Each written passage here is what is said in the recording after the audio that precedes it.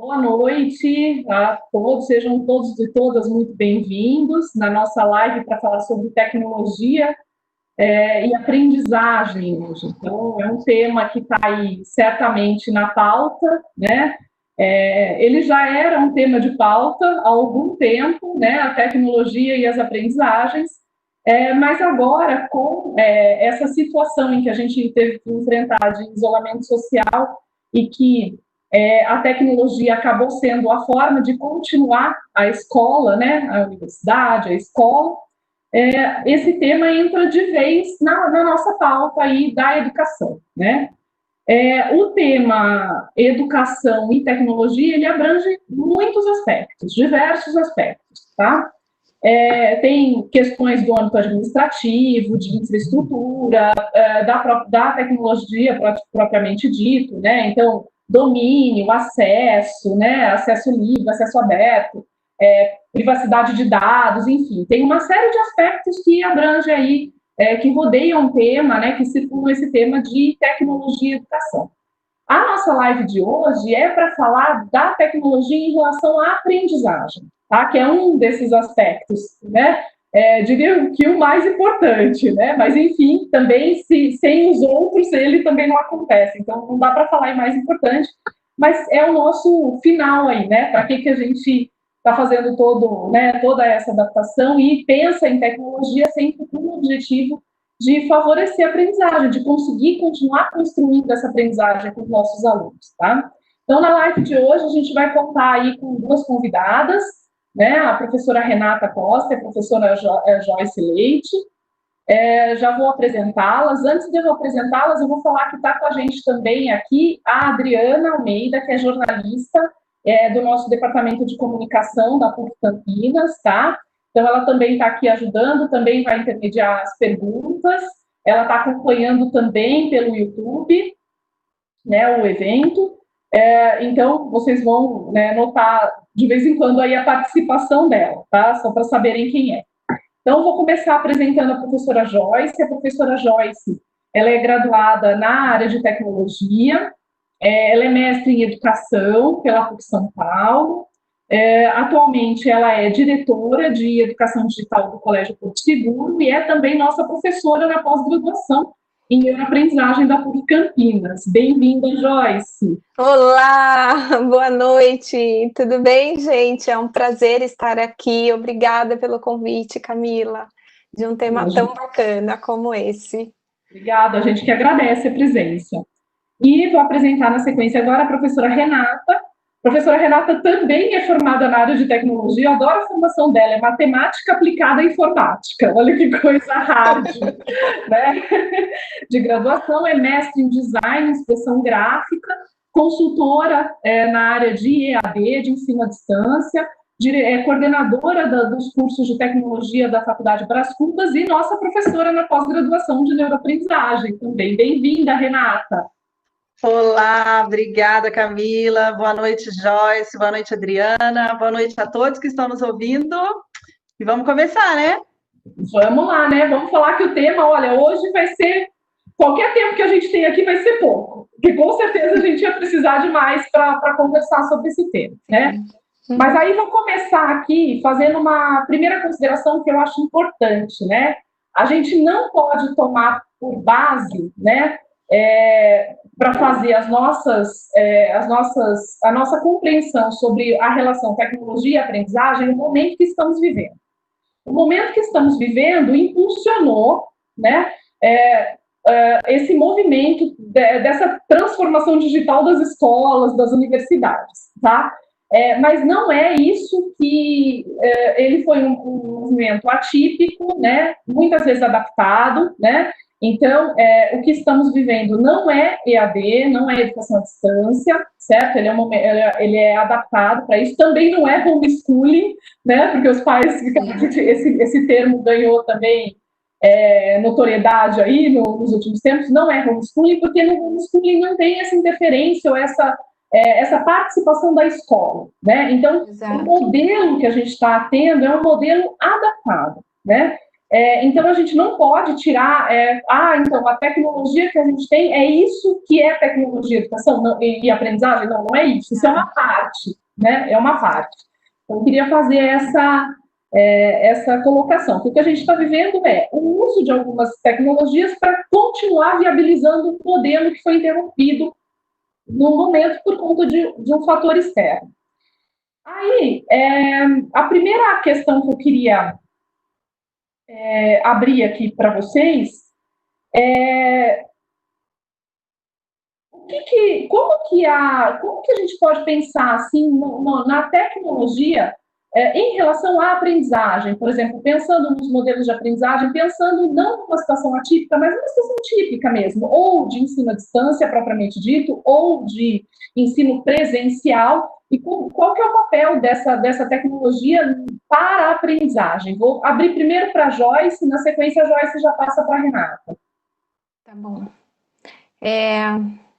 Eu achei, assim, primeiro eu gostaria de comentar, Adriana, que a sua abertura com relação a essa diferenciação entre EAD, né, e a questão do homeschooling é muito importante, porque a gente tem se apropriado, né, de termos, a gente tem visto as pessoas se apropriadas desses termos, sem ter muita clareza. De fato, o que a gente está fazendo não é nenhuma dessas duas coisas, né, o que a gente está fazendo, na verdade, é um ensino adaptado, mediado por tecnologias, né, e por ser mediados por tecnologias, isso favorece muito o processo de aprendizado, né? Visto que a gente está num contexto de sociedade e de alunos, e aí falando do ensino básico, que é onde eu estou inserida, onde as tecnologias têm tido um papel importante nessa aquisição do conhecimento, no desenvolvimento de habilidades, onde a gente tem as crianças, os adolescentes e os jovens fazendo usos de tecnologia,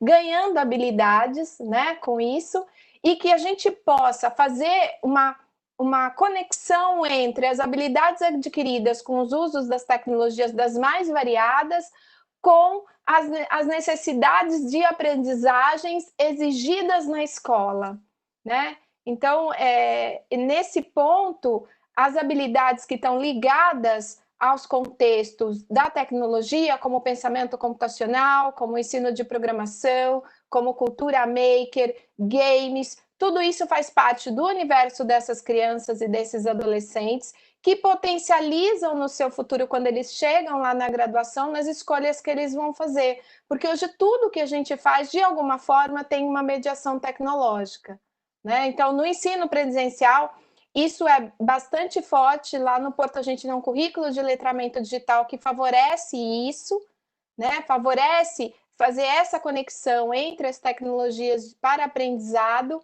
ligado também às outras áreas do conhecimento, para que ele se aproveite dessas tecnologias para adquirir conhecimento. Então, tem um papel fundamental nesse processo como um todo. Não vou continuar aqui, vou passar a bola para a Renata, senão só eu vou ficar falando aqui, Renata. Ô, Joyce, eu estava adorando, eu gostei, porque assim, por mim você pode continuar falando, endossa a sua fala. A minha experiência, Joyce, é mais do ensino superior, eu estou mais para a formação de professores. Quando você falou pensamento computacional, eu já abri um sorrisão, né? Porque estivemos ali no Edutech, né, Joyce? Sim, e aí eu falei sobre legal. o pensamento educacional, e foi muito bacana. Assim como você, eu também vejo a tecnologia como um meio desse processo todo de aprendizagem, não é um fim, né? O meu público é um pouco diferenciado do seu, eu dou aula, eu faço formação para os pais das suas crianças, né? Eu ministro aulas para os pré-adolescentes, né? Porque hoje eles entram tão cedo na faculdade, né? Sim. E eu tenho um universo diferente, assim, de experiência, assim. Eu não sei se eles gostam dos jogos, eles gostam dessa interação, eles utilizam, mas o que eu percebo muitas vezes é que se eu encho, né, se eu coloco muitos desses recursos nas minhas aulas, porque eu dou aula de programação, né? Nas minhas aulas, eles ficam mais dispersos. Eles gostam mesmo de ligar o vídeo, ter essa interação, esse diálogo, essa conversa, mostrar para eles como que funciona um programa, como que funciona a lógica de programação e uma coisa mais prática, mais rápida. Eu uso alguns podcasts na minha aula, eu uso alguns microvídeos que eu falo, né?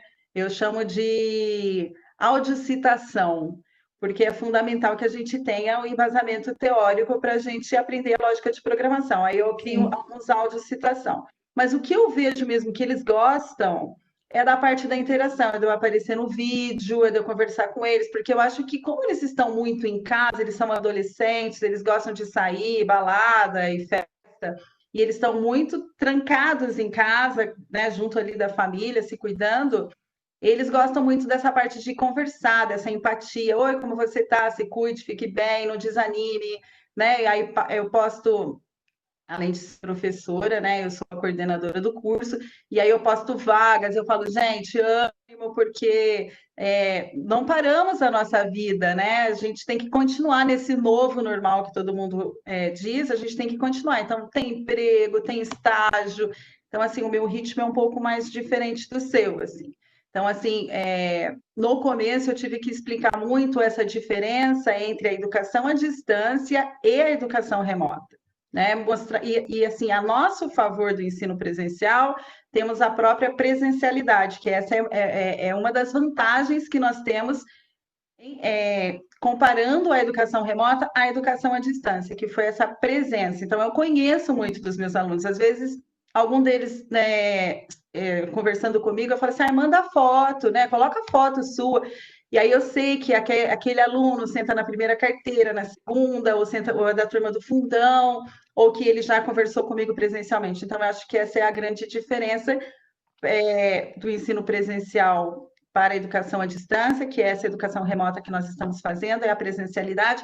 E a grande diferença minha para a sua é essa: os meus estão mais grandinhos, são os pais, né? São os adolescentes, mas é bem bacana a sua experiência, muito bacana mesmo. Também falei demais, vamos deixar a Camila falar, coitada? Vamos. Não, vocês que vão falar, eu não vou falar, eu estou aqui para ouvi-las. Queria pegar um gancho, né, já que me deixaram falar. Eu vou pegar um gancho aqui para a gente retomar o assunto, que eu vou voltar com uma pergunta para vocês, né? Então, pensando nessa, né, acho que a Renata levantou aí uma questão, não, tem várias questões importantes que vocês levantaram, deixa eu ir por partes, né?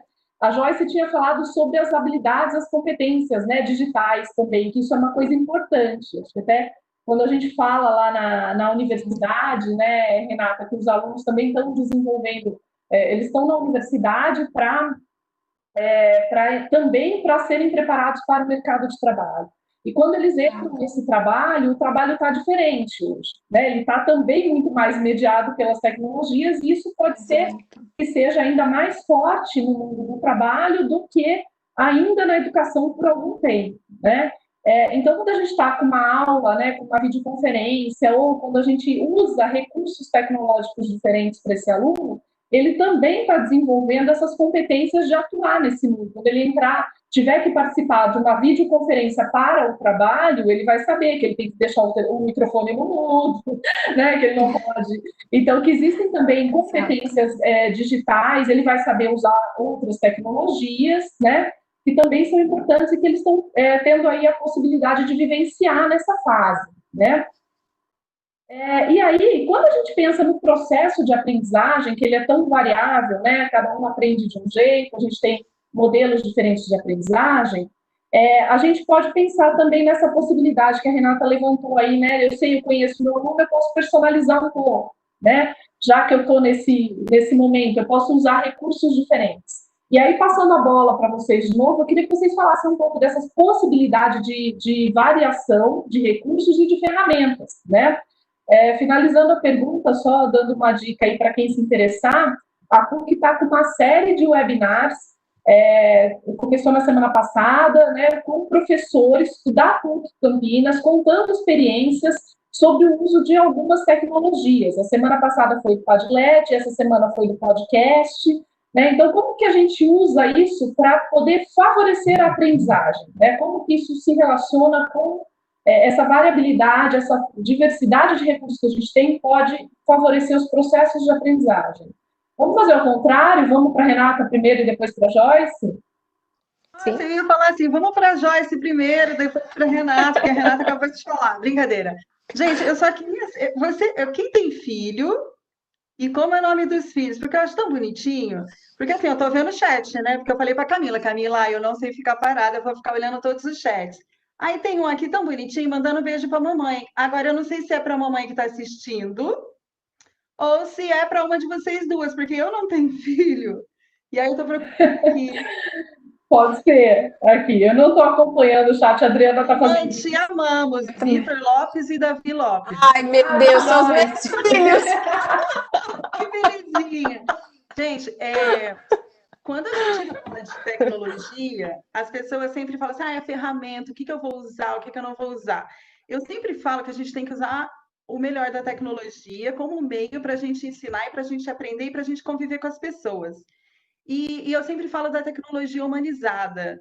Um bom dia, uma boa tarde, apesar da educação à distância ser atemporal, na educação remota isso é fundamental, porque aproxima as pessoas. Na hora que eu vi ali a mensagem, eu falei assim, gente, que coisa mais linda, né? Porque a família hoje está fazendo muito parte do nosso momento de trabalho.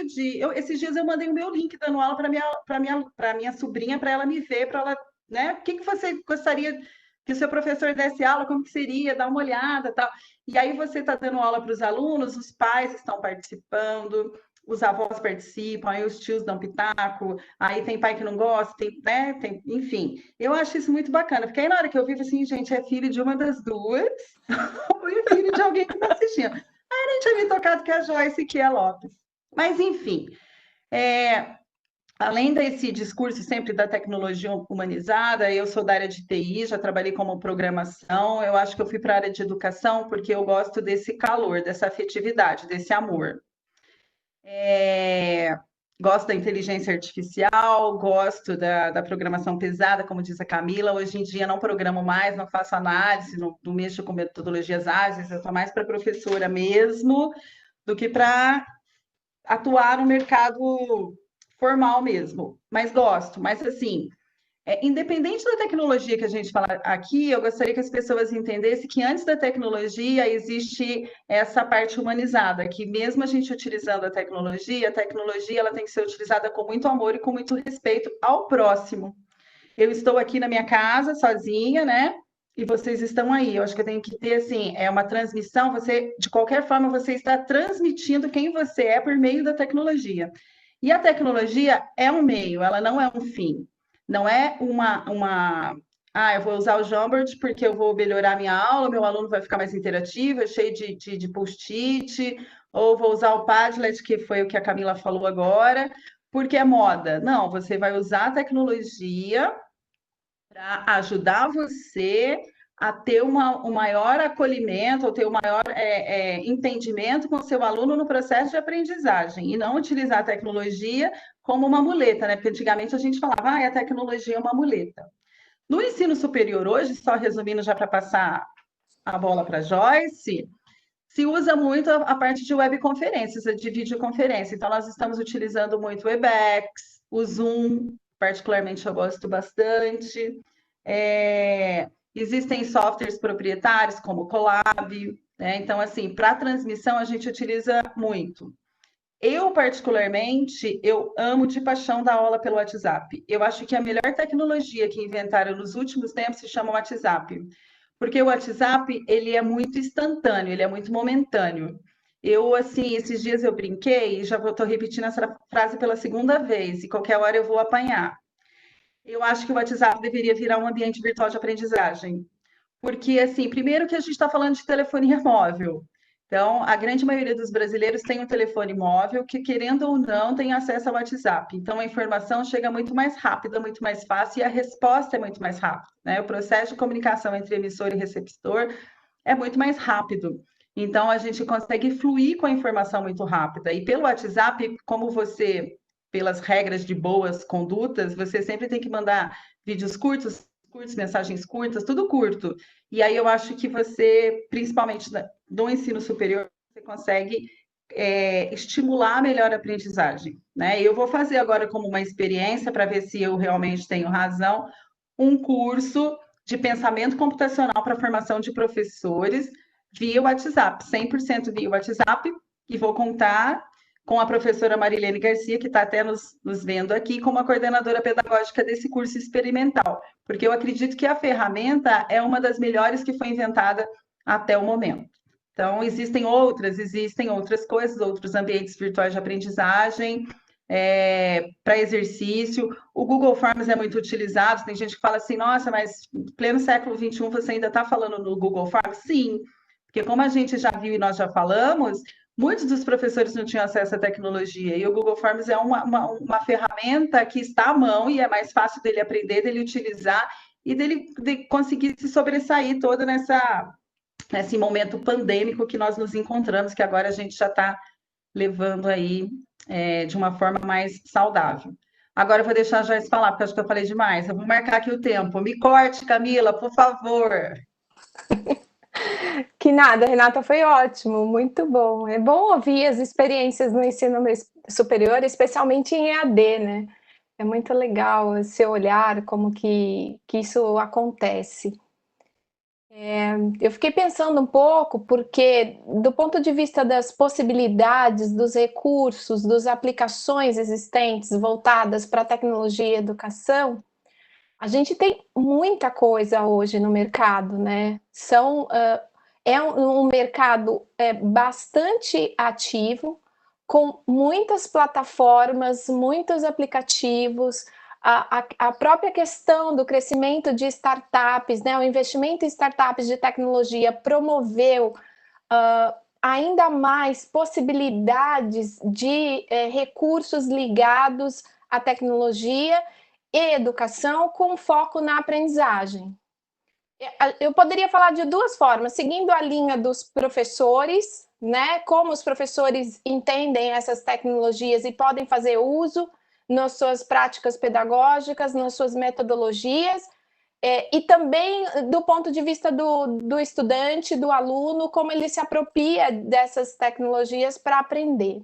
Eu vou tentar fazer um pouco de cada aqui, para a gente dar exemplos de possibilidades, porque geralmente as tecnologias para a educação, sejam ambientes virtuais de aprendizagem, sejam os aplicativos, ou sejam tecnologias como a Renata citou, do WhatsApp, que não foram pensadas para a educação e de repente ela vê um uso, e não só ela, mas eu conheço outros educadores que estão fazendo uso do WhatsApp para educação de alguma forma, tem professores usando o Instagram, o Facebook tem vários grupos de estudos que estão acontecendo dentro do Facebook, mas a determinação dessas tecnologias que vão mediar a aprendizagem, elas têm muito a ver com a instituição que o professor atua, né? Se ele está numa instituição pública, quais os tipos de ferramentas e plataformas que eles têm disponível lá? Se ele está numa instituição privada, quais as aplicações que ele tem. Então, algumas vezes, para algumas escolas, eles têm o Moodle, eles têm o Blackboard, ou eles têm o The Learning, eles têm outros recursos disponíveis. Ou está numa outra escola que é Google for Education, então eles têm todo o pacote da Google à disposição, seja o Forms, seja os editores de texto, seja o Hangouts, o Skype, falando um pouco da necessidade do uso intensivo que se passou a ter desses recursos de conversas, de transmissão ao vivo, porque esse era um recurso de conversa, né, via Skype ou via Hangouts, que não se acontecia tanto, isso estava muito ligado ao mundo corporativo e que ganhou muita força no mundo educacional nos últimos 2 meses por conta da situação que a gente está vivenciando. Os mapas conceituais também são um recurso bastante interessante. Você vai ter recursos educacionais abertos que são livres, quer dizer, você não precisa comprar o aplicativo, eles estão distribuídos abertamente e que podem fazer uso do professor. E como ele pode escolher essas aplicações? Inúmeras, há muitas. Vai depender da familiaridade que o professor tem com aquela tecnologia, o quanto ele se sente confortável e confiante nesse uso, porque ele vai ter que aprender a fazer uso. E aí ele precisa fazer a conexão disso com aquilo que ele dá aula, com o material que ele tem preparado para dar aula. Então, por exemplo, os professores, a gente passou por um momento que era os professores que tinham os seus slides prontos em papel, eu esqueci o nome daquilo que antigamente a gente punha para projetar o mimeógrafo? Onde você está? Você está no mimeógrafo? Não, retroprojetor, né? Transparência. Eu estou lá no mimeógrafo, tem para transparência. Isso, eu peguei a transparência. Então, os professores faziam as transparências ali, montavam e projetavam. Aquilo já era o máximo, os professores que conseguiam. Depois veio o Windows, né? Veio a Microsoft, e aí apareceu o Word e o PowerPoint. E foi um processo assim sofrido para os professores. Para os alunos, é sempre algo muito bacana de se ver, porque pela própria curiosidade, pelo próprio interesse do jovem, e da criança ou do adolescente, enfim, do adulto, a gente quer ver coisas diferentes, coisas novas do nosso professor usando, porque isso nos estimula também. Então, o que a gente tem hoje, pelo menos no universo de professores que eu tenho contato, você tem um misto de professores que fazem uso dos seus PowerPoints, que criam em cima deles, há professores que usam Canvas, há professores que usam Nearpod, há professores que usam Kahoot, porque se sentiram mais confortáveis e aprenderam se a fazer sentem mais à vontade. Tecnologia, entende? Então, isso tem muito a ver com esse perfil. E os alunos, o que eu observo é que se o professor coloca aquilo como algo interessante e importante, porque eu não sei se acontece com você, Renata, mas quando eu comecei a dar aula, em 93, eu era professora de informática, e nos laboratórios as crianças iam correndo, porque era a oportunidade que elas tinham de ter contato com o computador. Então, aquilo era algo, a aula de informática era a melhor aula, assim como era educação física ou como era artes. Hoje, a gente tem um grande desafio para as aulas de letramento digital. Por quê? Porque as crianças estão imersas, os alunos estão imersos com tecnologias. Então, quando você traz ele para uma aula que vai falar das tecnologias, esse professor, de fato, precisa estar conectado com uma série de conceitos, de possibilidades, a fim de engajar e dar propósito, porque tem que ter o propósito, o sentido de que relação isso que eles estão aprendendo, por exemplo, robótica, com aquilo que eles vão fazer depois. Né? Eu não sei, Renata, Camila, se eu respondi aí a sua pergunta, enfim. Ô, Camila, antes de você já massacrar a gente de pergunta, eu vou falar uma coisa. É tão interessante a diversidade de experiência, né? Porque, por exemplo, você falando, eu comecei a dar aula de Windows, né? Eu comecei, tô nova, hein, gente? Eu não sou da época do mimeógrafo, não. Mimeógrafo é só quando eu estudava, tá? Eu comecei no retroprojetor. A Sara conectada falou lá, retroprojetor.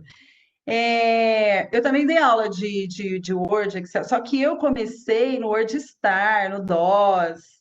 Eu comecei um pouquinho antes, assim, essas aulas, esses cursos livres. E eu acho que eu tenho uma vantagem em relação às outras pessoas, quando as pessoas falam assim, você é da área de TI, você tem mais facilidade de lidar com tecnologia. Eu não acho que seja isso, eu acho que eu aprendi o pensamento computacional muito cedo, porque eu acho que quando você entende como o computador pensa, como que o software poderá agir, você tem mais facilidade de aprender aquela tecnologia. Porque foi uma das coisas que eu falei na palestra do pensamento computacional, isso, que o professor, às vezes, ele fica com medo do tal do processamento, do pensamento computacional, que envolve toda uma ferramenta, que envolve tecnologia de ponta, de última geração, tecnologias emergentes, que eu acho muito bonito essas palavras, mas aí a gente fala para os professores ouvem, eles já ficam meio assim com medo de chegar perto. E quando eu falo do pensamento computacional não ser necessariamente vinculado diretamente à tecnologia, o chat bombou, assim, teve muita gente, não, assim, não, se você tiver papel, lápis ou caneta, depende do que você gosta de escrever, você aprende pensamento computacional da forma mais simples do mundo e você vai entender os softwares de uma forma melhor, de uma forma mais aplicável ao seu dia a dia, né? E aí eu estou vendo a sua experiência porque você se prepara para ir dar aula para as crianças, né? Para ver como que as crianças aprendem. E nós adultos, eu me preparo para dar aula ou para os adolescentes ou para os professores, né? Para formar aqueles professores. E a ânsia do professor é de aprender o que o aluno tem que aprender. E foi uma das coisas que eu sempre falo, a gente tem que aprender. A gente fala tanto de aprendizagem significativa, de aprendizagem mediada por uma tecnologia com base naquilo que vivemos. Então, nós, professores, acho que a gente tem que aprender primeiro o pensamento computacional, os softwares, da forma como nós gostamos de aprender, para depois a gente conseguir aprender as ferramentas que os nossos alunos precisam aprender, de robótica, né, ou outras linguagens de bloco, enfim, para que a gente consiga realmente atingir o objetivo, que é a aprendizagem em si. Então, foi só um corte aí de meia hora, Camila, pode falar, eu deixo você falar agora. Não, gente, está ótimo, eu acho muito interessante, né? Realmente, a gente, eu acho que essa última fala sua é muito interessante, Renata, porque traz um pouco, né, do que a Joyce falou, né? Hoje, o professor hoje tem que estar pensando no aluno, porque antes era novidade, né? Você tinha um computador na escola e corria lá, era uma aula, né, muito diferente, e hoje as crianças já sabem, e isso trouxe isso que a Renata colocou, né? Que essa ânsia de aprender o que os jovens estão fazendo, né? O que eles, né? Por que as crianças usam a tecnologia e da gente achar que já estamos atrasados, né? De fábrica, né? Já estamos atrasados sempre, né? Que a gente está sempre correndo atrás, talvez não traga para a gente o significado do impacto dessa tecnologia, de como eu posso usar para atribuir significado, inclusive para a aprendizagem das crianças. Porque quando a gente fala também, desde crianças até jovens, que eles estão conectados, eles estão no YouTube, eles estão no jogo que eles gostam, né? Acho que vimos aqui, né? Eu e Renata vimos no ensino superior, a Joyce viu lá no colégio, com certeza, né? Vimos na pós-graduação também, mas aqui na pós-graduação a gente está falando com os professores que têm uma experiência semelhante a nós, né? Então, esses professores da pós, né, que são os nossos alunos, nossos estudantes, também viram que quando a gente pede alguma coisa que saia desse mundo de YouTube, ou você usa uma outra tecnologia, nem sempre os jovens sabem. Nem sempre eles aprendem rapidamente de maneira intuitiva. Nem sempre eles sabem como entregar um trabalho que... Ou você fala, nós vamos usar a plataforma tal. Ah, professor, mas como é? Onde entra? Essas perguntas que a gente faz. E a gente acha que só a gente faz, né? Não é. Então, né, quando a gente fala, eles estão muito conectados, sim, eles estão muito conectados, principalmente no YouTube e nos jogos. Saiu disso, eles já têm uma dificuldade. Eu acho que esse período foi também uma possibilidade da gente enxergar isso de maneira mais enfática, né, de falar, olha, realmente, eles me perguntaram como é que entra, onde clica, não sou só eu que faço essas perguntas, eu tive que dizer, tive que explicar, né, como faz a entrega do trabalho, como é que... E isso vai ajudando nessas competências digitais também, né, e também na autonomia, né, deles terem que aprender um pouco sozinhos como fazer isso, tá? Sobre a possibilidade também das variabilidades das várias tecnologias que a gente tem disponível hoje, e aí também usando o que vocês falaram de tecnologia como meio, é muito interessante que a tecnologia, a gente tem várias formas de dar significado para o mesmo conteúdo, ou para trabalhar uma mesma habilidade, né? Então, a gente pode usar podcast, a gente pode usar filme, a gente pode usar um mapa conceitual, pode usar um mural colaborativo, né? E isso vai atribuir um significado também diferente para os alunos, e aqueles alunos que aprendem de forma diferente, alguns vão ouvir mais o podcast, outros vão achar mais que aprendem melhor usando essa ferramenta colaborativa, participando das aulas de uma maneira diferente, ou usando um mapa conceitual. Isso também tem uma questão que é a possibilidade de alavancar aí as diferentes aprendizagens, né, os diferentes formatos. Então, quando o professor, mesmo no ensino presencial, ele faz uso de tecnologias variadas, ele está propiciando aprendizagem diferente para diversos tipos de aluno, né? Então, isso é bem interessante que vocês colocaram, desde que ele atribua significado e tenha isso muito claro para ele. E aí, gente, vamos lá, né? A Renata falou assim: os professores olham para a tecnologia e já ficam com medo. Acho que já estamos perdendo medo, Renata. Acho que estamos perdendo medo da tecnologia. E aí o problema é ir agora, né? Como segurar esses professores? Ninguém vai segurar, obviamente, mas o que fica, né? Agora a pergunta é assim: esse período a gente já falou que foi adaptado, serviu para a gente ver que existe aprendizado, né? Fora da escola, um aprendizado formal mediado pela tecnologia, isso é possível, né? Se ele é mais adequado ou menos adequado, a gente ainda tem que discutir, né? Mas ele é possível. É possível dar continuidade, é possível fazer coisas de qualidade, mesmo nesse ensino remoto, né, dessa forma como está. E passando isso, mesmo considerando esse período turbulento, nós aprendemos muito, né? Então, a pergunta é, o que aprendemos e o que deve ficar, né? Agora começamos com a Joyce, né? Agora eu já me perdi, quem começou, nem quem começou. Bom, Joyce, porque eu vou colar de você. Fale bonito, porque eu vou colar de você. Vai falar assim, endossa a voz da Joyce, endossa a palavra da Joyce. Vou colar de você. Então vai lá, Joyce. O que aprendemos, que foi muito, mas e o que fica? Como que a gente vai separar isso, se voltarmos, quando voltarmos, enfim. Nossa, eu acho que o aprendizado, tanto para quem é da tecnologia, professores da tecnologia ou não tecnologia, o que a gente aprendeu, especialmente sobre os recursos de tecnologia nesses últimos 2 meses, é algo imprescindível e exponencial, né?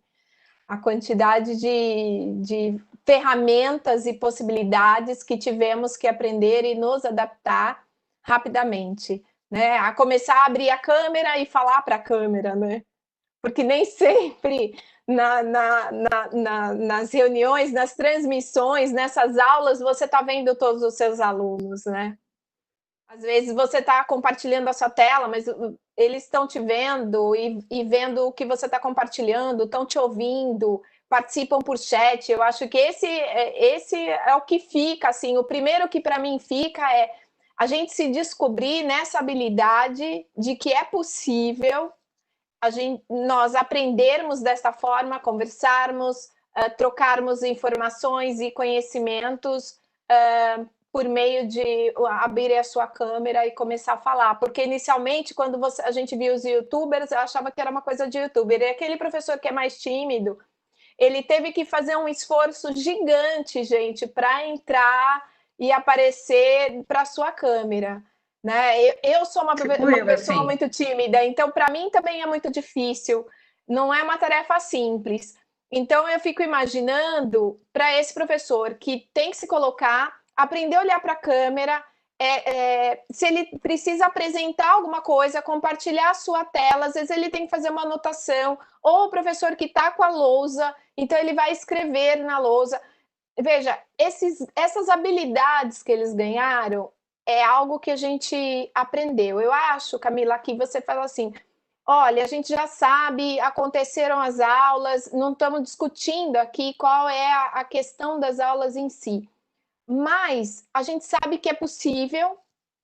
Os professores, a Renata falou de humanidades, né, desse vínculo que é estabelecido. Eu acho que grande parte da experiência que eu tenho do sucesso dessas aulas remotas é por conta do vínculo estabelecido com os alunos antes, né?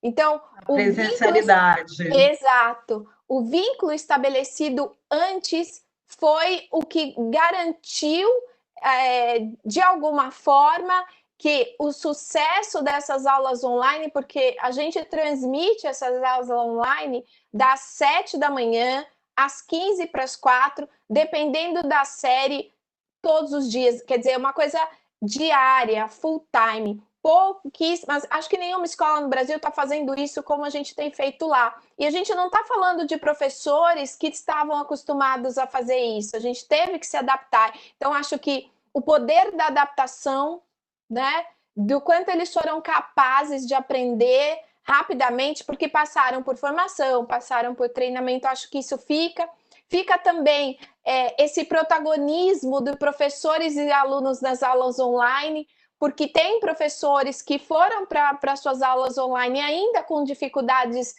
técnicas ou de compartilhamento de tela, e os alunos ajudando os seus professores, que isso para o aluno é muito importante também, quando ele se sente capaz de ajudar o seu professor, essa tolerância, né? Os alunos têm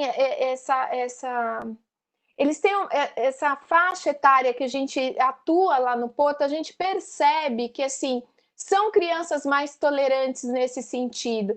É claro que tem aprendizados que estão ligados muito às questões mais técnicas, de como a gente poderia fazer melhor, entender sobre mais tecnologias para a educação à distância, que necessariamente não foram pensadas para o modelo de educação que a gente está utilizando.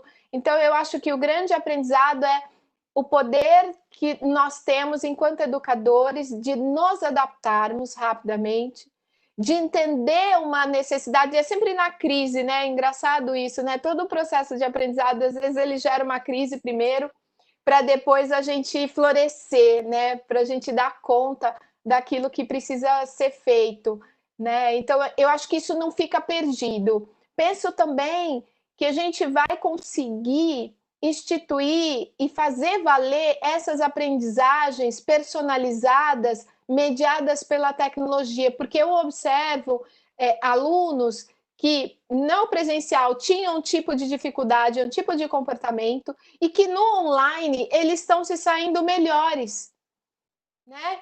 Então, o que acontece ali? Isso só foi possível ser visto por conta da situação que a gente está vivendo, né?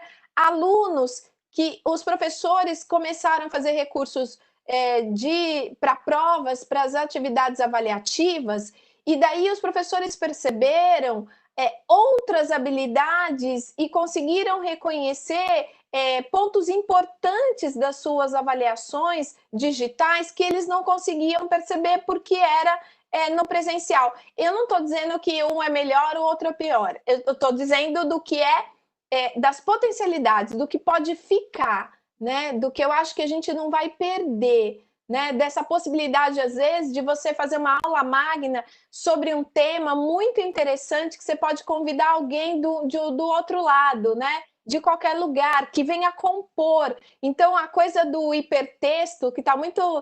Quando eu fiz a graduação, a gente falava muito de inteligência artificial, que hoje é uma coisa, enfim, quase que banal. Falava muito da hipertextualidade, né?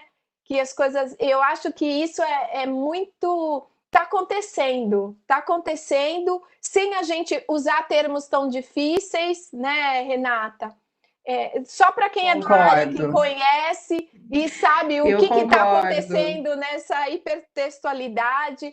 Eu gostaria de também trazer aqui a questão da interdisciplinariedade, porque isso tem esse movimento todo que está acontecendo de usos das tecnologias, de professores fazendo a sua transmissão das suas aulas ou gravando videoaulas, né, gente?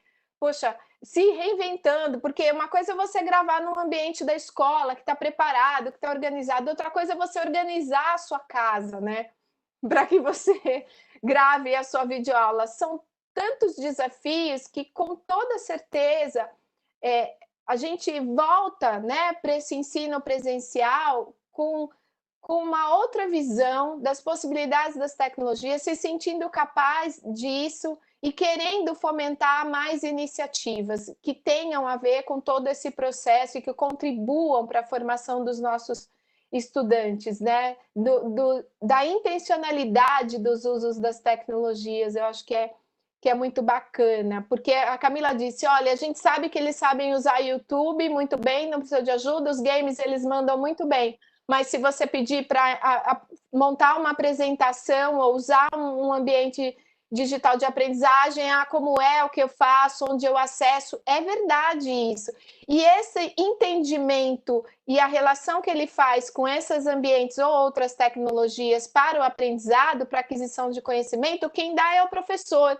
E daí está a importância do professor. Antes também se dizia muito, os professores vão perder para a tecnologia, estão querendo pôr tecnologia na escola e não vai ter mais professor. A grande prova de tudo isso, né, dessa máxima que foi muito tempo, é isso que a gente está vivendo agora. Nunca o professor foi tão importante e nunca ele usou tanta tecnologia.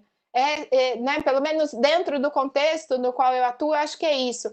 Nunca usamos tanta tecnologia e nunca os professores foram tão importantes, e o vínculo estabelecido com seus alunos antes foi essencial para a gente manter esse processo como um todo. Renata, é contigo. Ô, Joyce, vários momentos eu queria te cortar, porque eu queria comentar. Já até esqueci, eu ia começar a anotar e eu estou vendo o chat. O professor Rodrigo Serra, ele usou uma palavra bacana, assim, nós incorporamos, né? Nós incorporamos toda essa tecnologia. É verdade, boa. Nós acabamos incorporando. E assim, uma coisa que você falou e que me chamou a atenção, que é, né, pegando o gancho da Camila, é que eu tenho que ensinar o meu aluno, e, gente, é uma crítica construtiva, tá? Não é destrutiva, não. Aí diretamente aí para as pessoas que desenvolvem software, porque eu estou me atingindo de alguma forma. Talvez que a gente tenha que ensinar onde ir, o que voltar, é que os ambientes virtuais de aprendizagem não sejam tão intuitivos e iconizados como as ferramentas que eles estão acostumados a utilizar.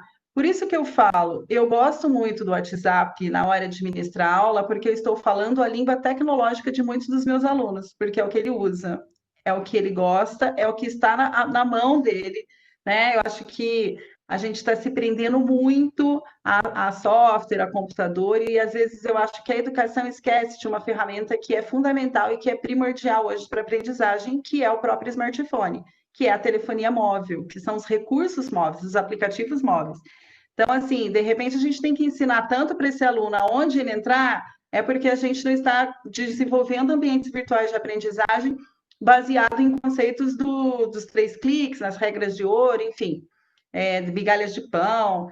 Então, isso é uma crítica construtiva aos desenvolvedores. Isso é uma coisa só, né? E o que fica? Vamos falar do que fica. A adaptação é uma coisa que fica mesmo. Eu acho que você e o nosso amigo Rodrigo ali, Serra, usaram bem a adaptação, incorporou. Eu acho que a presencialidade que eu tinha dito, que você mencionou, é um diferencial muito grande com relação à educação, à distância e à educação remota que nós estamos tendo agora. E eu acho que, assim, os professores, eles mostraram muito amor à profissão, porque de uma forma muito natural, mesmo diante do caos, eles conseguiram incorporar toda essa tecnologia e conseguiram não parar as suas aulas. Então, eu acho que reforçou o amor e o respeito que o professor tem pela profissão. Né? Eu acho que, assim, hoje muitos dos professores olham e falam assim, eu estou orgulhoso de ser professor, aquele orgulho, aquela vontade de ser professor aflorou. E não só em nós, professores, mas em outras pessoas que pretendiam ser professores e que, às vezes, eu não vou ser professor porque, de uma certa forma, eu não vou ser respeitada. Eu acho que nós ganhamos um respeito. A ciência ganhou um respeito maior, né? O professor ganhou um respeito maior. Eu acho que isso também é uma coisa que fica.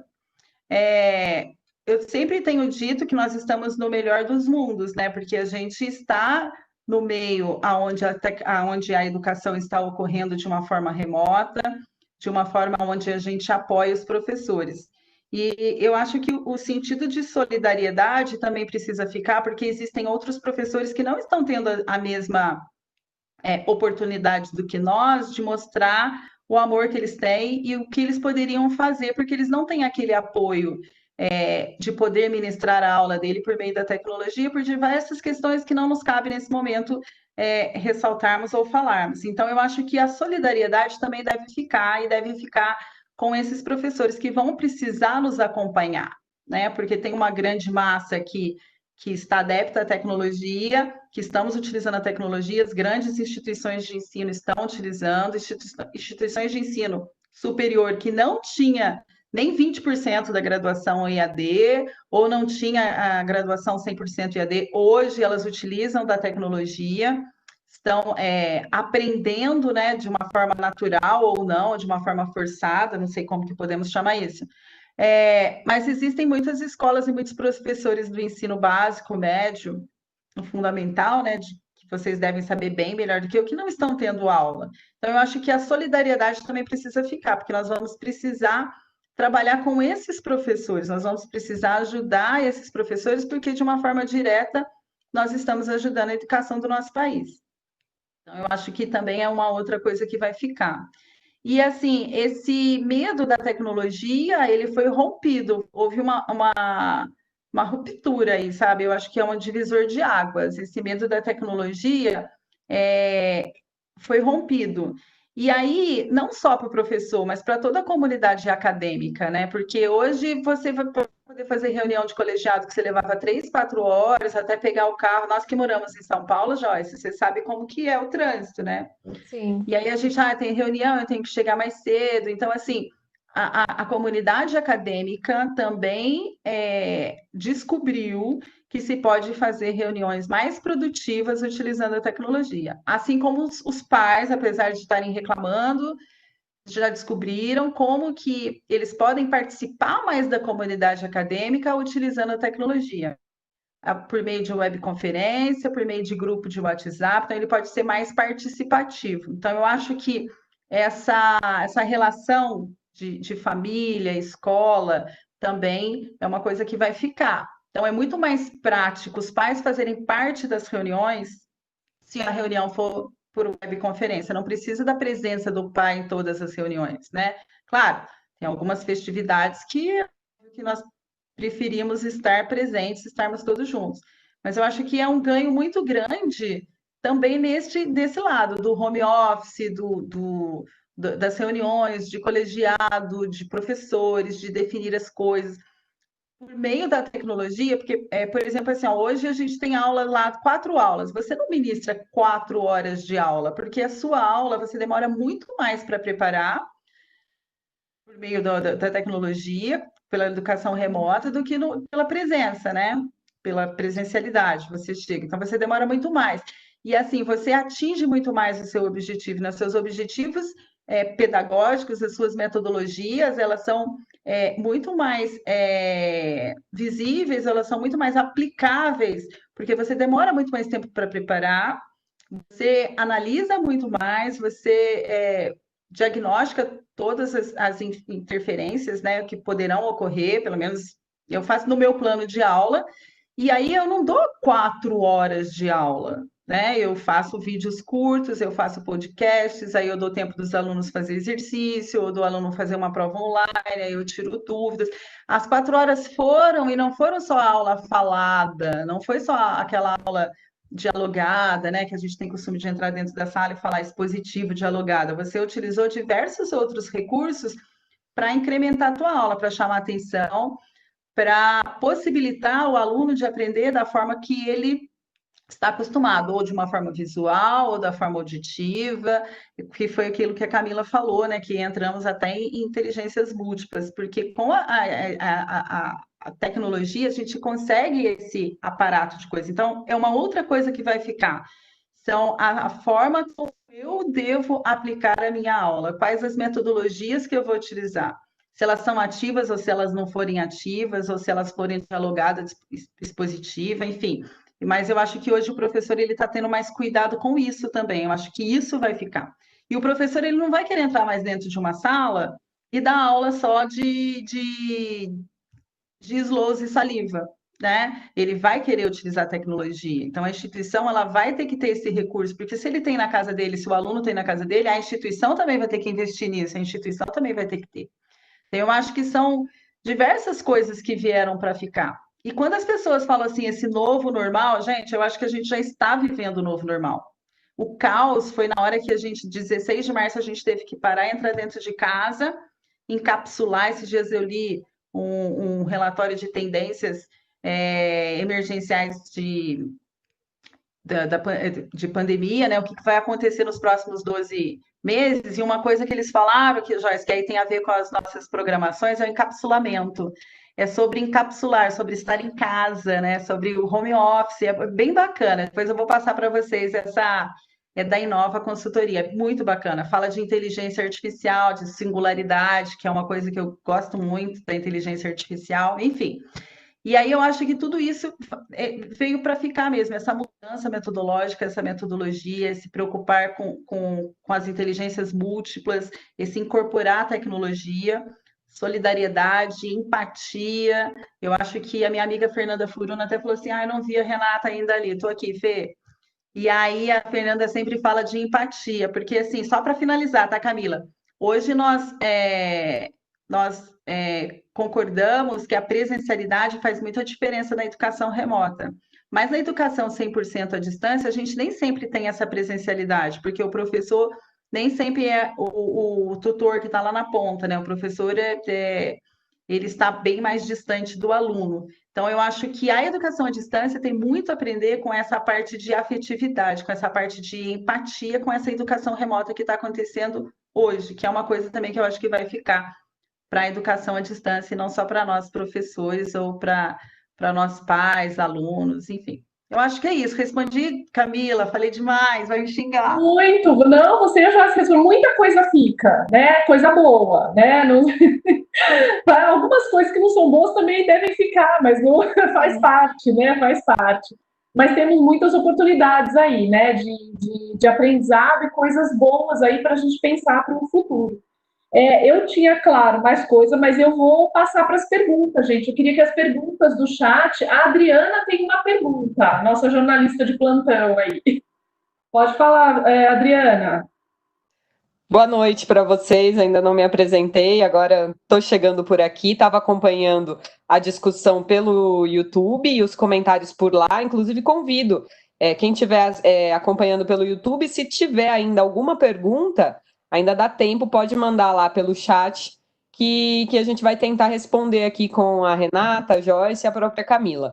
Alguns comentários aí, a Ângela fala que aprendeu que sempre numa mensagem temos que colocar o bom dia, um boa tarde, isso foi no começo da nossa conversa, a Ângela comentou sobre isso.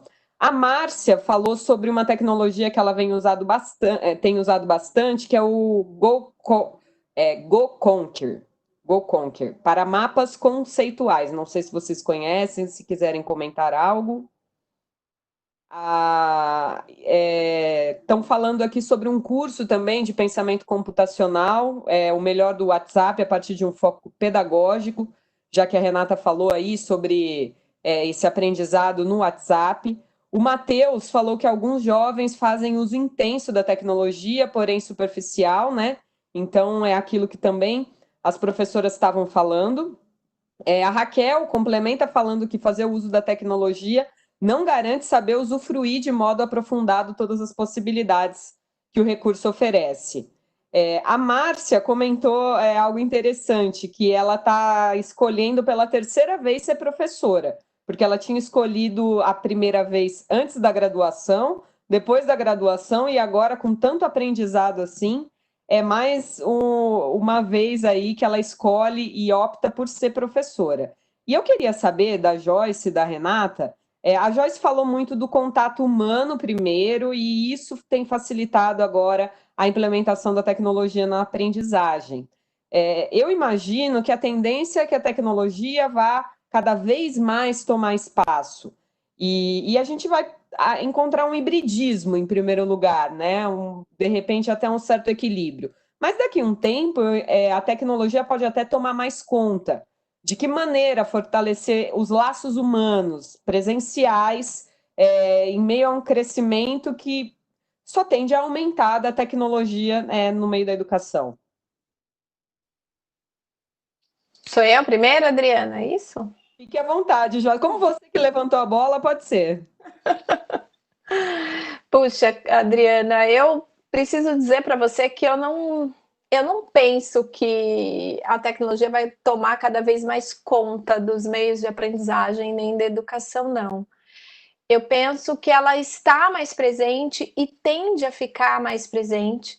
Se a gente for pensar na inteligência artificial e nas possibilidades de inteligência artificial para mapeamento de informações e de dados que a gente possa usar a favor do aprendizado, isso é muito interessante. E isso não tira e nem desvaloriza o papel do professor. Eu acho que as tecnologias vão tomar conta daquilo que é mais operacional e não daquilo que é mais intelecto e dos contatos e dos vínculos entre as pessoas. Porque esse isolamento social também fez a gente entender ou perceber a importância de estar junto do outro, né? Eu acho que isso ficou muito claro. No domingo eu falei um pouco sobre isso, quer dizer, antes a gente estava junto nos lugares e cada um conectado no seu dispositivo móvel, né? Lá com a sua cabecinha respondendo mensagem, várias iniciativas de desconectar as pessoas quando elas estivessem juntas, enfim, muitos movimentos ligados a isso, para justamente dar valor para o momento presencial ali, sem ficar o tempo todo no seu smartphone. Aí veio esse caos inteiro, né? Como a Renata denominou, e a gente perde o contato presencial, físico com as pessoas, e tudo que nos resta é falar pela tela ou falar pelo smartphone. E a gente faz uma reflexão, todo mundo, acho que de alguma forma, começou a fazer uma reflexão sobre isso, né? Sobre, puxa, agora eu queria estar próximo, agora eu queria estar com os meus amigos, né? Os meus filhos têm falado muito disso. Eu não vou reclamar mais de subir as escadas da escola. Eu quero estar na sala de aula. Eu quero estar com os meus amigos, que é a presença humana, né? A socialização entre as pessoas. Então, nesse ponto, Adriana, eu não acho que a gente vai chegar ao ponto de perder os vínculos e essa humanidade, essa necessidade humana, pelo menos por enquanto, eu acredito que a gente vai perder. A gente vai fazer uso da tecnologia para favorecer as questões operacionais e eu acho que isso é bacana para a gente ter tempo de fazer outras coisas, né? Acho que Concorda, professora Renata? Complementando o que a Joyce falou, eu acho que nós somos brasileiros. Por natureza, a gente tem esse calor humano, né?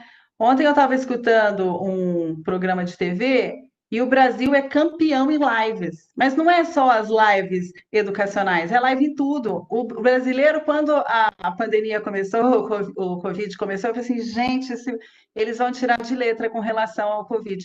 E assim, nós reinventamos e inventamos várias situações sociais, nossa. O meu aniversário esse ano foi virtual, foi via Zoom. Foi bem bacana, dei risada. Eu coloquei na telinha lá umas 30, uma mulherada lá, e eu consegui colocar gente de vários lugares do Brasil e do exterior. São minhas amigas, que eu não conseguiria colocar numa festa única. Eu consegui reunir as pessoas que eu conheci em Curitiba, em Florianópolis. Tem uma amiga minha que é conectada, que mora no Paraguai, que é a Patrícia Rodrigues, as minhas amigas aqui de Minas. Então, assim, eu não estava com todas, mas eu senti aquele calor. Só o fato da pessoa parar o dia dela, entrar dentro de uma sala e bater um papo comigo. Então, acho que a gente reinventou muita coisa. Brasileiro tira muita coisa da manga, né? Brasileiro é muito bom, é muito calorado, assim. Enfim, eu acho que a Joyce tem razão. Eu acho que a gente não vai perder. Uma das coisas que a Joyce falou, que eu sempre falo, as pessoas têm medo da tal da inteligência artificial. Eu não tenho medo de ser substituída pela inteligência artificial. Se as pessoas começarem a olhar para a tecnologia como nós estamos olhando, de uma forma mais saudável e de uma forma mais amigável. Fazer o uso da tecnologia como meio, que é o que a gente sempre fala, e de uma forma humanizada. Então, assim, as situações educacionais que nós vamos deixar de fazer são as repetitivas. Na palestra mesmo lá do pensamento computacional, que na hora que o pessoal está falando do curso ali, Adriana, é do meu curso, tá? De pensamento computacional. E Juliana, eu vou responder a sua pergunta sobre o WhatsApp.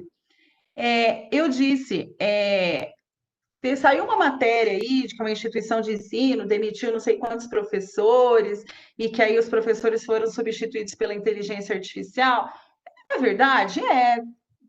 Foram substituídos? Não sei se essa é a pergunta. Porque, assim, todo final de ano e todo começo de ano a gente tem demissão nas escolas, nas instituições de ensino. Não gosto de entrar nesse assunto porque são bem polêmicos. A gente sabe que diminui carga horária no meio do ano, que aumenta a carga horária no meio do ano, agora está mais potencializado. E assim, os professores eles podem ter sido desligados porque eles não vão fazer mais as correções que são repetitivas, mas eles podem ser religados ou recontratados num processo que nós estamos trabalhando hoje, que está virando comum na educação, que é trabalhar como MEI, como PJ, que aí você vai ser contratado para gravar aula, você vai ser contratado para gravar um conteúdo, você vai ser gravado para fazer a parte da inteligência. Então, assim, a gente precisa começar a olhar também para o mercado educacional, principalmente do ensino superior, de uma forma diferente. A educação, a inteligência artificial, ela vem para nos ajudar a fazer as tarefas repetitivas, que são, inclusive, cansativas. Que o exemplo que eu dei lá na palestra nós vamos deixar de ficar caçando plágio para trabalhar com a parte inteligente, para fundamentar o nosso aluno e para conseguir relacionar melhor com o nosso aluno, do que ficar caçando plágio e só ter um contato, uma interação, uma interatividade com a tecnologia. Então, a tecnologia vai ficar caçando plágio de 10, 15 mil alunos, para que eu possa trabalhar efetivamente e afetivamente junto ao meu aluno. Porque quando a gente fala no universo do presencial, nós estamos falando de 40 alunos que nós deixamos dentro da sala de aula e hoje nós damos aula remota. Quando a gente está falando no universo da educação à distância, são 5, 6 mil alunos, no mínimo, que você tem numa disciplina.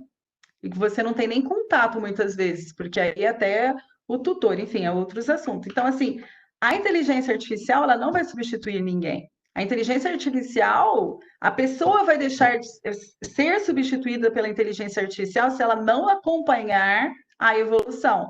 Se ela não acompanhar e não souber como que um robô pensa para que ela possa mandar o robô fazer aquilo.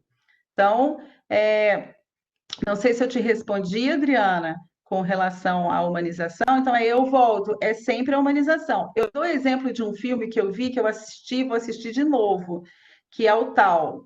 Essa menina, ela é sequestrada, ela é presa dentro de uma casa que tem inteligência artificial. E ela foi uma das únicas, ela foi a única, né, claro, no filme Her, que saiu da casa. Por quê? Porque ela ensinou para a inteligência artificial o sentido de amor, o sentido de família, sabe? Não sei se a nossa inteligência vai aprender, se a inteligência artificial vai chegar nisso, nessa era que nós estamos, ou nesse século, sei lá. Não estou querendo levantar polêmica, mas ela ensinou. Então, assim, eu sempre uso esse filme, esse formato, assim, porque, assim, a inteligência artificial vai fazer aquilo que a gente ensina. E para a gente ensinar o bem, para a gente ensinar a tecnologia como um meio, a gente tem que ser do bem e a gente tem que aprender como que a tecnologia pensa, como a tecnologia é executada, como a tecnologia é feita. Então, assim, é só o que eu penso a respeito disso. Não sei se complementei a Joyce. Ótimo. Eu só queria responder, Adriana, se você me permitir. Claro. Já falei demais, já está quase terminando, né? A professora, que eu acho que é Juliane Amorielli, ela me perguntou se a interação, a afetividade via WhatsApp, ela não é limitada. Né? Porque hoje a gente consegue fazer videoconferência com os alunos, até 8 pessoas no WhatsApp. Mas, assim, penso eu que eles vão mudar um pouquinho isso. Mas aí a gente pode conciliar outra tecnologia, outra webconferência, Juliane. Eu não sei se eu te respondi. E muito obrigada pela pergunta. Desculpa, falei demais, não falo mais. Deixa eu só interromper um pouquinho. Renata, você levantou, na verdade, várias polêmicas que a gente poderia ficar discutindo aqui a noite inteira, né, Joyce? Agora a gente vai ter que se segurar, porque a gente está aí caminhando para o final. Acho que a gente tem mais perguntas lá no YouTube, né? Acho que tem mais 2 perguntas, a Adriana pode fazer. e daí a gente encaminha para um encerramento. Pode ser? Sim, chegou uma para a professora Renata, mas como a professora Renata acabou de responder a uma do YouTube, agora eu vou fazer a próxima para a professora Joyce. A Patrícia Rossetti pergunta sobre a educação remota para crianças de 0 a 4 anos. É possível, Joyce? Uau! Obrigada pela pergunta. Sim, é possível. Eu acho que é possível, mas é claro que é uma possibilidade aonde a gente vai ter que contar com o apoio da família, né?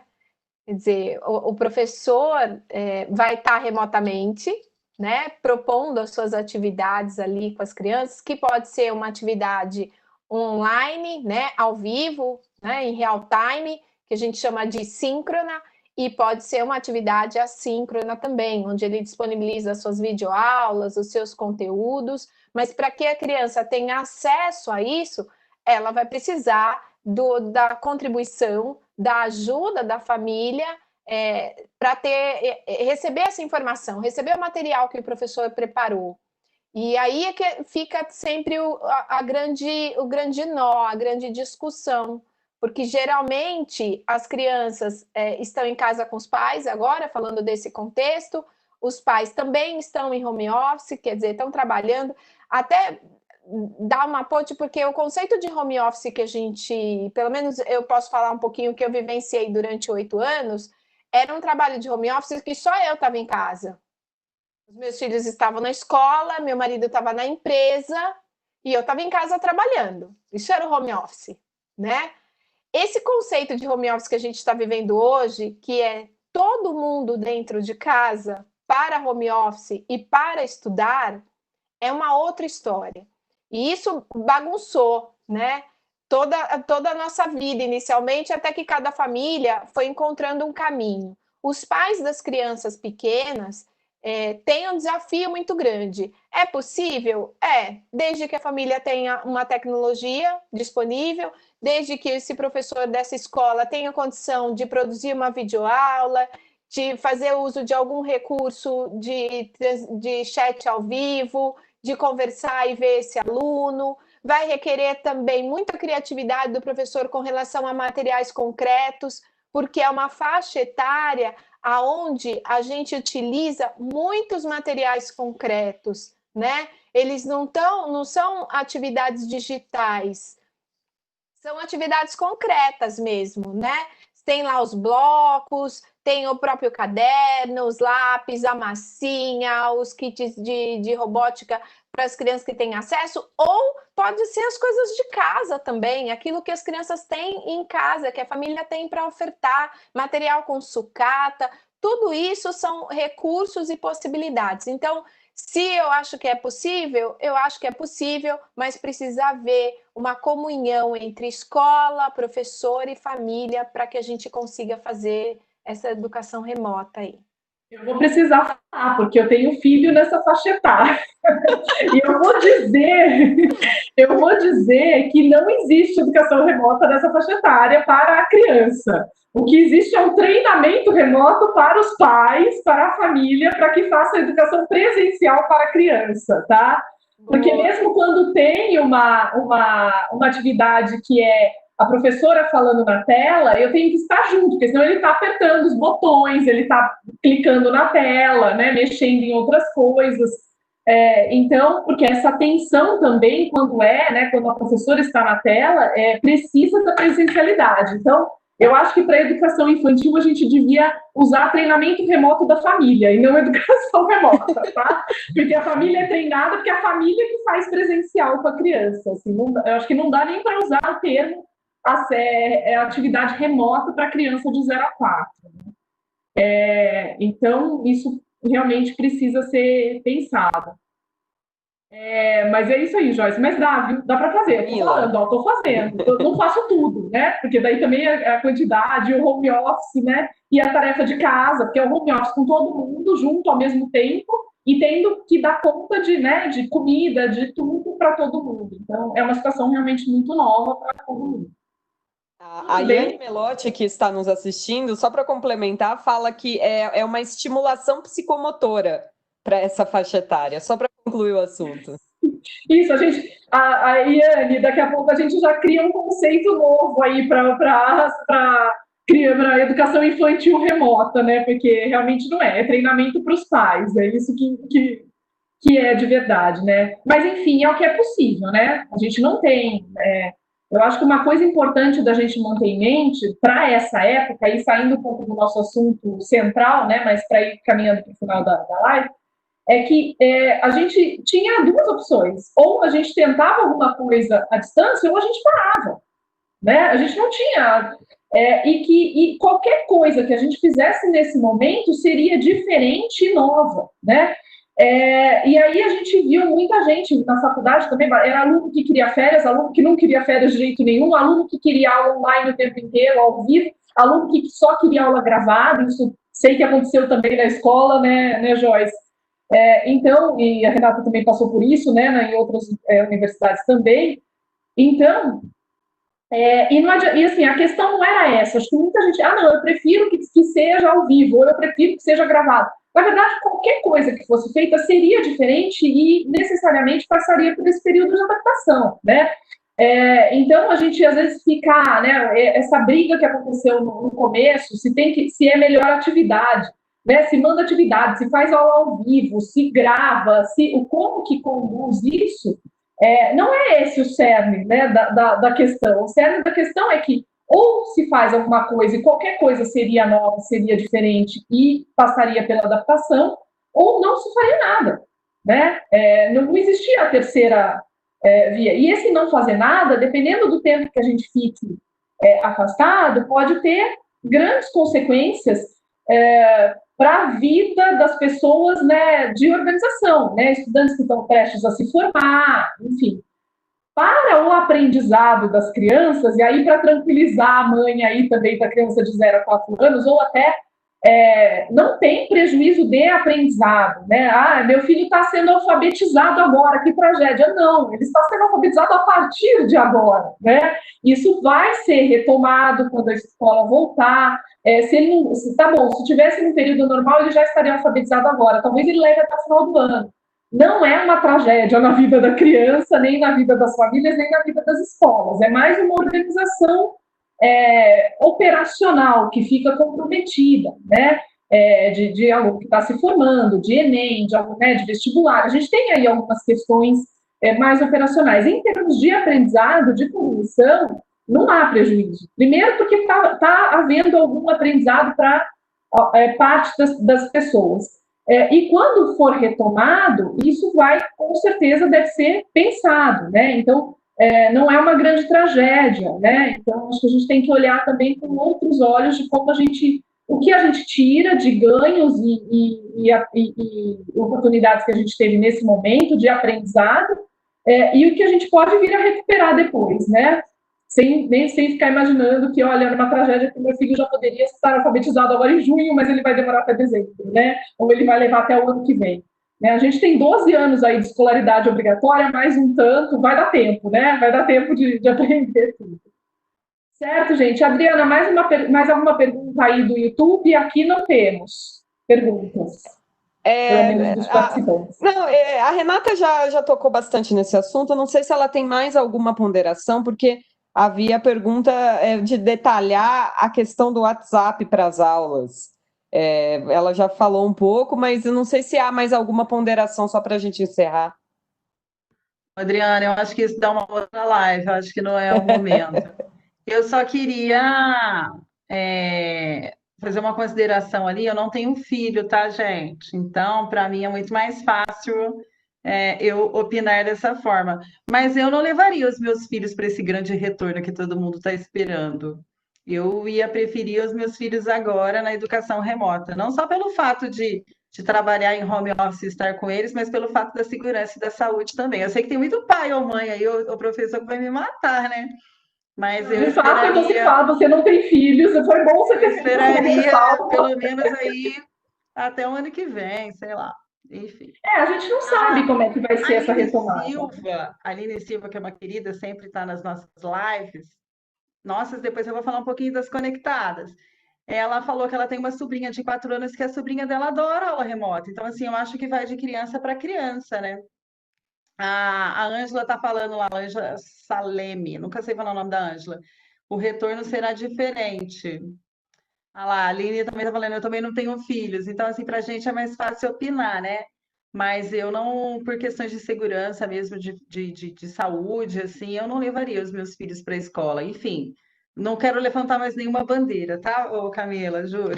Não, não, mas eu acho que é uma questão que todo mundo vai pensar. Eu acho que eu brinquei também, Acho é que a gente claro, tem né? que Porque eu tenho repensar, 3 aqui em assim, casa, né? esse grande retorno, esse grande finale, eu acho que esse grande Não, finale não mesmo está. porque não vai ser, né? Não vai, a gente já tem aí, né, uma possibilidade,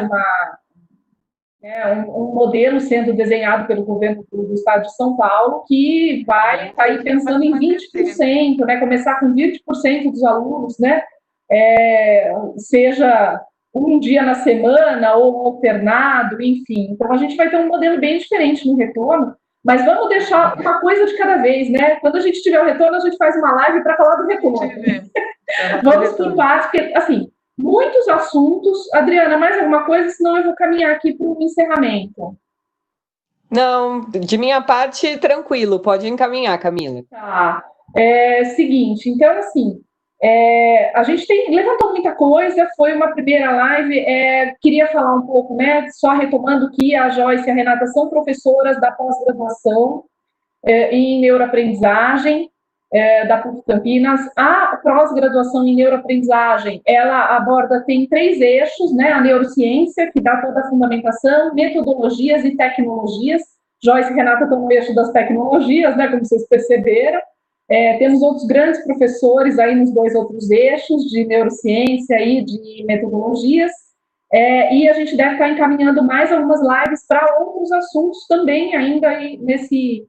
Agora tudo acaba sendo permeado pela tecnologia, mas a gente deve encaminhar outros temas como oferecimento do curso para essa época aí, para a gente poder discutir esses assuntos. O curso está com inscrições abertas, tá? Nesse momento, é uma pós-graduação, uma especialização, e as aulas vão começar em agosto, tá, gente? Depois do dia 15 de agosto. Então, é um processo de inscrição, mas a gente está pensando, a pós-graduação é presencial no momento, tá? Qualquer dúvida em relação a isso, aí pode entrar em contato com a gente. Temos muitos assuntos, vamos ter que encaminhar muitas outras lives, né? Para a gente poder dar conta de todos eles. E aí, queria só deixar aí a Renata, a Joyce, uma palavra final para a gente terminar aqui essa transmissão.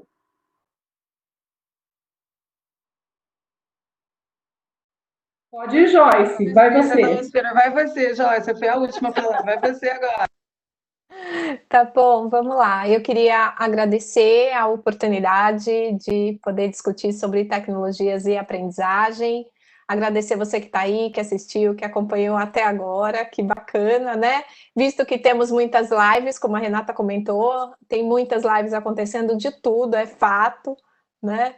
Isso é muito bacana, mas eu acho que esse foi um momento importante e significativo. Gostaria de quem está aí, que participou e que assistiu, que vá conhecer sobre o curso de especialização sobre neuroaprendizagem, que está muito bacana e tem tudo a ver com o momento que a gente está vivendo e com os próximos momentos de tudo aquilo que está ligado à educação, tecnologia, neurociência. Eu acho que isso é o essencial do todo o processo para quem quer entrar nessa área ou para quem já é da área e quer se especializar. Fica o meu boa noite e o meu muito obrigada, viu? Eu também vou agradecer. Primeiro, eu queria agradecer a presença dos meus futuros alunos, que mesmo que eu conheci, tem alguns que já estão dando um zoizinho ali, conheci virtualmente, já criamos um vínculo, já sabem quem eu sou, de nome eu sei quem são alguns. Queria agradecer a professora Camila pela oportunidade de estar aqui, a Adriana por nos mediar aí internamente, né, e nas perguntas do chat.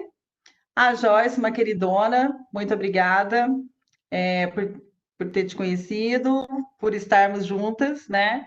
E aos professores que estão nos ouvindo, meu maior respeito, meu maior muito obrigada a todos vocês. É sempre muito bom ter vocês junto, meus colegas, meus parceiros de trabalho. Eu gostaria de deixar um beijo bem especial para as conectadas e fazer um convite para todos vocês.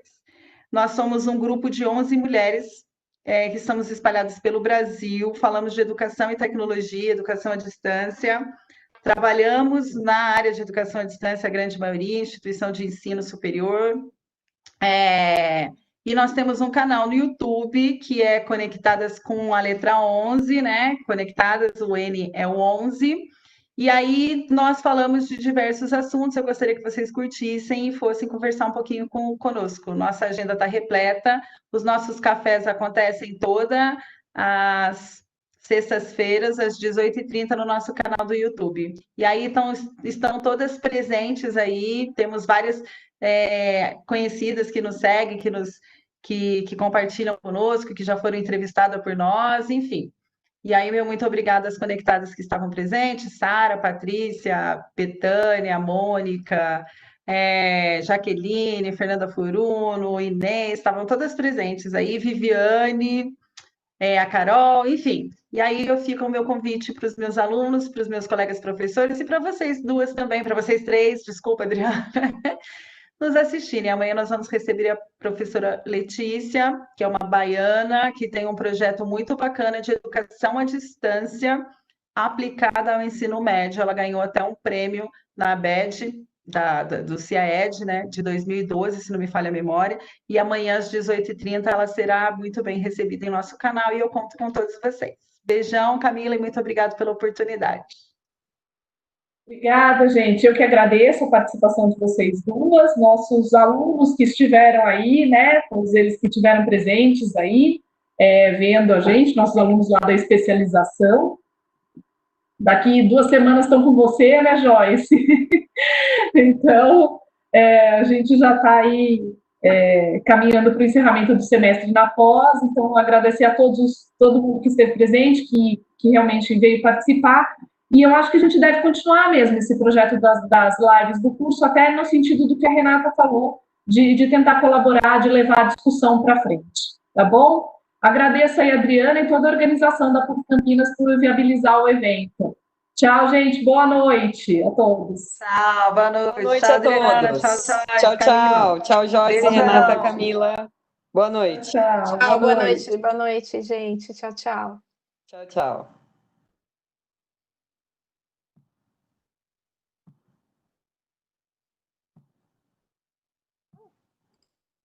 Não sei se a Camila, se a Adriana já tirou a gente.